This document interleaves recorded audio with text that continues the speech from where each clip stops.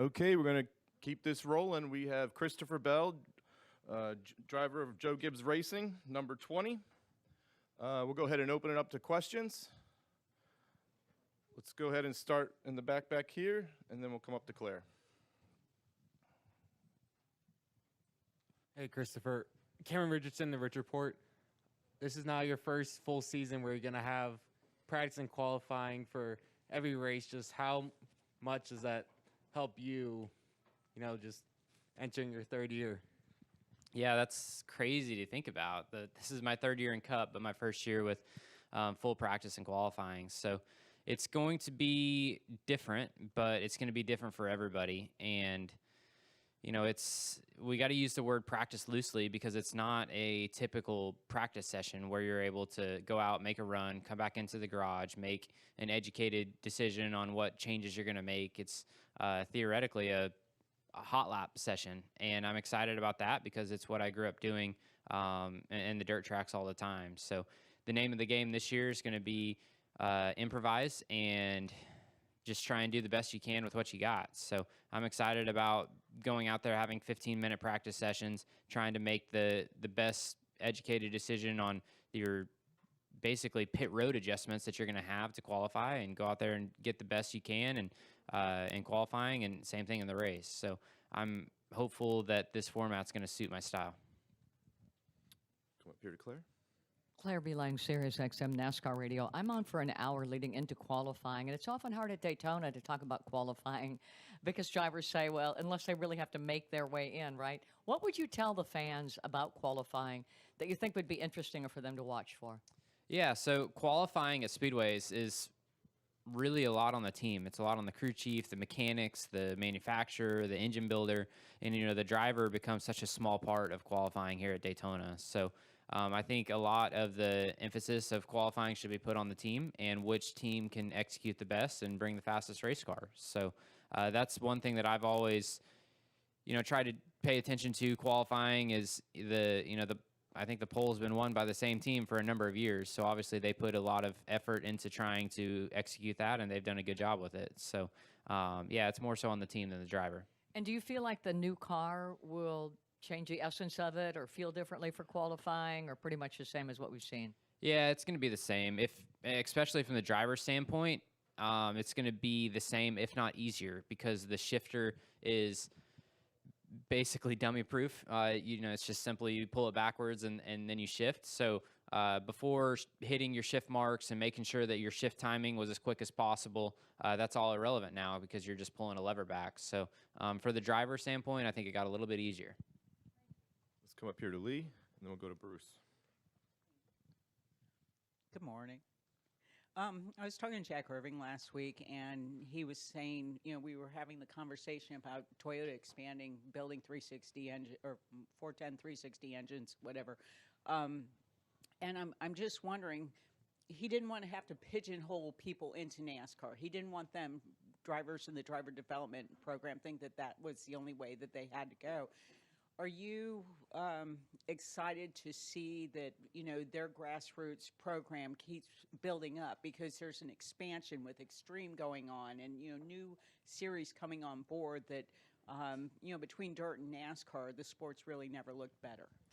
Yeah, I think that just speaks for the whole of auto racing in general, right? And I think it's really good that, Mr. Irving said that about NASCAR being the end game. There's another end game now, right? So one thing that I've always really focused on is, you have two top levels. You have the World of Outlaws Sprint Car Series and then NASCAR, right? And then not even two top levels. There's multiple top levels, and they're all equal. And it really bothers me whenever you have fans that say, you're moving up from sprint cars to NASCAR when that's not really the case. You're not moving up. It's not a stepping ladder, right? It's a lateral change. So it's really good that, especially my alliance with Toyota, they're getting involved in multiple forms of motorsports. So that's something that I'm really excited about. And, I've just really want to harp on. It's not a stepping ladder, right? It's a lateral change from dirt racing to pavement racing to road course racing to IMSA racing, whatever it is. There's different top levels. Drivers have been talking lately about testing their boundaries. I know that's, kind of what Bowman's been saying. So, Yeah, I mean, I have nothing but respect for guys like Bowman and who else? Chase Elliott has been a good example of stepping outside of his comfort zone and doing something completely new and different. I did that a couple years ago whenever I went super late model racing. It was something that was completely foreign for me and definitely well outside my comfort zone. So it's cool to see people doing that. And I firmly believe that the best race car drivers in the world are the ones that can get into any form of motorsports. Jimmy Johnson is another great example, right? A 7-time champion that's, trying to get, or not trying, he's in IndyCar now. So that was really cool to watch. And, I have nothing but respect for the people that try to, make themselves a better race car driver and try different things. Okay, let's go over here to Bruce. Bruce Martin with Speed Sport. Do you think it helps as a younger driver with this new car because you don't have like 20 years worth of information in your head about how the old cars worked? This is supposedly a car where you can take pieces off one car in the garage and bolt it on another team's and it's the same piece. Yeah, I mean, it's going to be interesting to see if any of the veterans struggle with, being, quote, set in their ways. And then the young guys coming into the sport that don't have all that experience and all those notes from years and years of racing the Gen 6 cars. But, the cream's going to rise to the top. The best drivers are going to figure it out. The best teams are going to figure it out. So one thing that we don't know going into this season is what team's going to have the advantage. And I think a lot of that is going to be, setup induced because like you mentioned, every team, all 40 cars have the same components that built them. So it's going to be a matter of the engineers, the crew chiefs figuring out the setups and the drivers figuring out driving techniques that make these cars go around the racetrack fast. So we have a lot to learn, and even a simple rules change from NASCAR that came overnight about the skew. There's going to be a lot of those changes throughout the course of the year because we keep learning every time we hit the racetrack. And so I'm sure that's not going to be the last rules change, and it's going to be interesting to see which driver and team can figure out the advantage the quickest. All right. Any more questions? Let's go back here to Justin.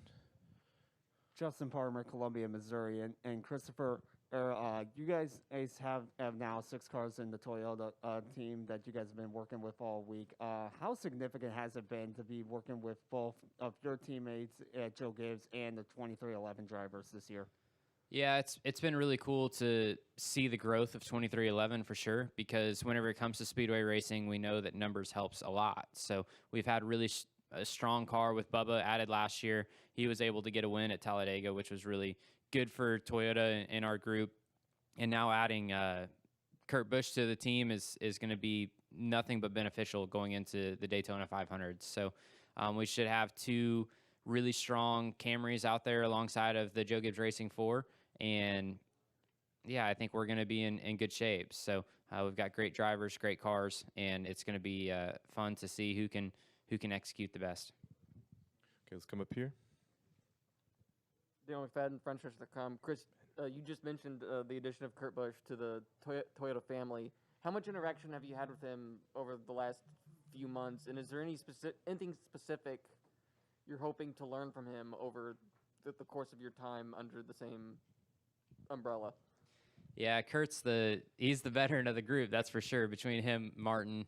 But it's crazy because as a kid growing up, we all know the fiery Kurt Busch that we used to have that came into the sport, and now he's completely changed, and he's the calm, cool veteran, been there, done that guy. So I have a ton of respect for Kurt, and he's a great race car driver, and I've seen him be great to us so far. We've only had one competition meeting post Clash, or I guess a couple weeks ago or a week ago now, and he really, I don't know, he's just a veteran and a leader in the sport, and we're all of us are grateful to have him on our team.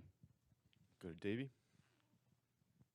Davey Siegel with Front Stretch. You mentioned Kurt there, and he's kind of the veteran of the group. You're one of the younger guys in the Toyota fold. Do you lean on anybody for advice, or at this point, do you think that you have a pretty good stranglehold on things and you don't necessarily need to seek somebody out all the time? Do you lean on anybody? Yeah, I mean, it's interesting, right? Because all 6, I guess you could say, of us are teammates, quote unquote. But the same time, we're competitors too. So the guy that's been the most useful to me has definitely been Kyle Busch, because I have a relationship with him that dates back to my super late model days, my first days in stock cars in general, and then moving up to the truck series. He was my boss. So, he's probably the guy that I've leaned on the most, but at the same time, he's not going to tell me everything, and you got to go out there and figure it out yourself. So, and I've never really been one to figure it out by questions. So I remember whenever I first got into the sport, my crew chiefs would always be hounding me about, go ask this guy questions, go ask this guy questions. And I'm like, man, I don't even really know what to ask, because it's a matter of going out there and feeling it in your butt and figuring out what works and doesn't work by yourself. Okay, let's come back here to Edgar, and then we'll come up to Dustin. Yeah, hey, Christopher. Edgar Thompson, the Orlando Sentinel. Bubba Wallace obviously brings some diversity to the sport, something it hasn't had. Do you feel that your generation, coming from a guy like my age and my generation, do you feel like your generation is more like open to change, diversity? I mean, it seems so. And do you think the time is right for Bubba Wallace to be leading the charge there? Man, I don't even really know how to answer that. Just Bubba's he's just a race car driver just like me, and he's got his strengths and weaknesses, and going into the Daytona 500, one of his strengths, if not his biggest strengths, is speedway racing. So there's no doubt in my mind he's going to contend for a win at the Daytona 500 this week. And yeah, I mean, he's just a race car driver like the rest of us. Okay, let's come up here to Dustin. Dustin Long, NBC Sports. Christopher, you talked about some of the other guys that are racing other things, other outside of NASCAR. Have you been able to kind of loosen the strings a little bit on your behalf, or is what others doing not impacting you, and you're still kind of tied down on what you can or can't do? Yeah, the Gibbs group has been pretty good. We saw Kyle run some dirt cars during the off season, which was very unique and cool to see. So I think it's good to see a big portion of the garage getting out and racing more at short tracks and stuff like that. And as far as my piece, they've been really open to me going out and doing stuff. It's just the last year or so I've had a lot of other commitments and stuff come up that hasn't allowed me to race as much. So I was scheduled to be at Volusia last week in the sprint car stuff, and then had an unfortunate circumstance come up that didn't allow me to go. But with the schedule going back to full weekends, Friday, Saturday, Sunday, is going to limit me more throughout the course of the season. But definitely in the summer months, whenever we get more midweek shows, I'll be out and about. All right, let's go over here with Mike, middle.